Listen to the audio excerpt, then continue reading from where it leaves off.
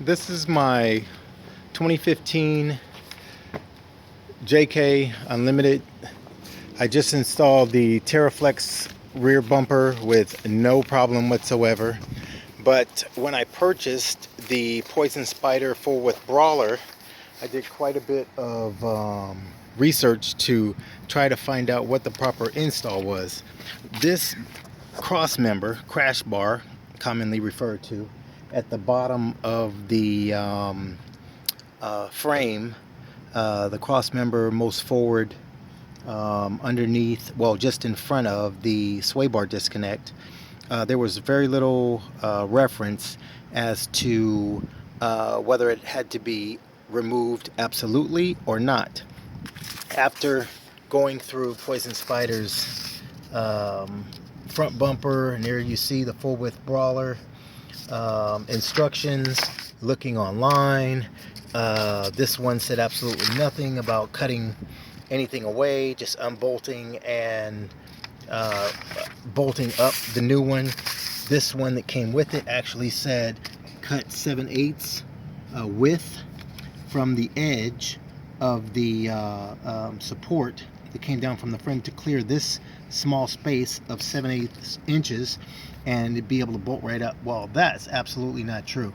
After making all the measurements, I attempted to install it and found out that the bottom of it, this being the bottom, when it's still on the truck, the bottom of it won't allow the bolts to line up, because with the skid plate mounted, it actually, you need 7/8 more vertically.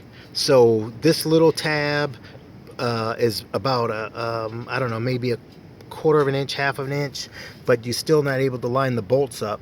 So this absolutely does have to be cut off, this cross member. But what I did was I left the inside portion of it, so my vacuum canister is still factory mounted, and I just cleaned up the outside of the frame, cut that away. That's still welded on from the factory, and I left this side on, the passenger side, so that the wiring harness still had that factory plug. And as you can see underneath, this side's cleaned up. You know, I had to do a little grinding, just touch up paint it.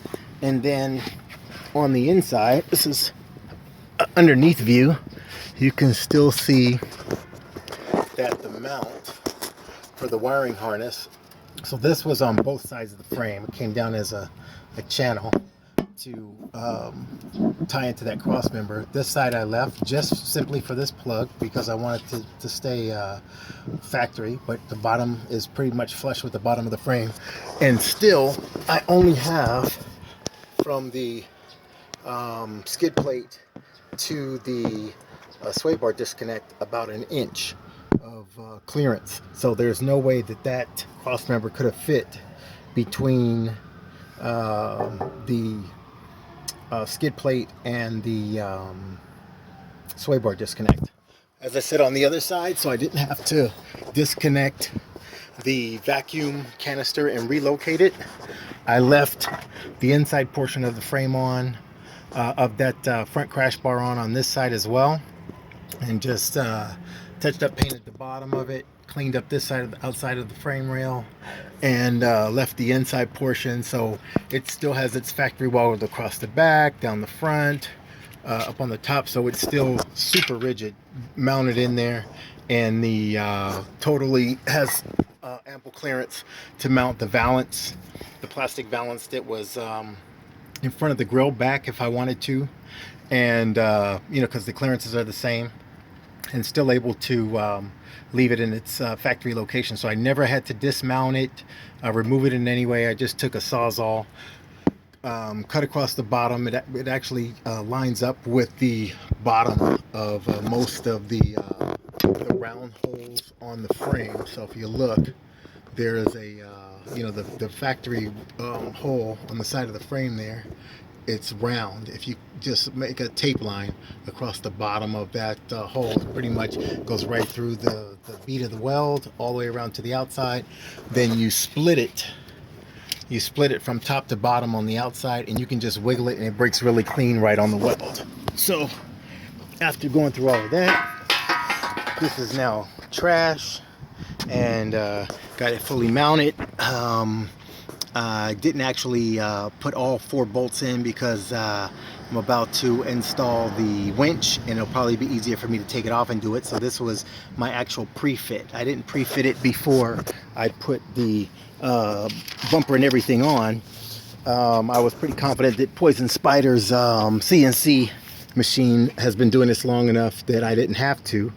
But one last note, the last problem that I had when you mount the skid plate, if you can see the bolts here, the top head of the bolt, of course you want to put the bolt in from the top when it's off and mount your skid plate.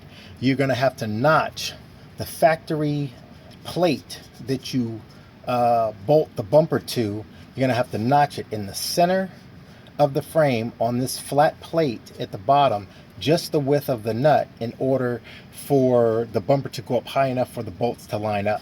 It was very difficult at first. I couldn't figure out why the bumper wouldn't come all the way up to the holes after I had taken off that cross member. And when I just left it sitting on the frame rails, I looked underneath. It was the bolt. The clearances are that close where you have to notch the bottom of this flat plate on the bottom, right in the center, just the width of the bolt, and everything slides in perfectly with no problem, and it makes your install a breeze with those few modifications. And that's the install for the full width brawler bumper on the 2015 JK. And as I said, I use the Terraflex Outback for the rear with the bumper lights, and no difficulty there. Some insight, you can run your wiring harness up through the factory watertight connection in the rear driver's side of the cab, which would make a super clean install, and run that under the carpet all the way up to a switch pod, or however, or connect them to your reverse light if that's how you choose to connect them. I actually use a switch pod, so I ran them all the way into the carpet up to the pillar post on the driver's side. So that's how it was done. Everything came out great. Love the way it looks. 2015 JK Unlimited.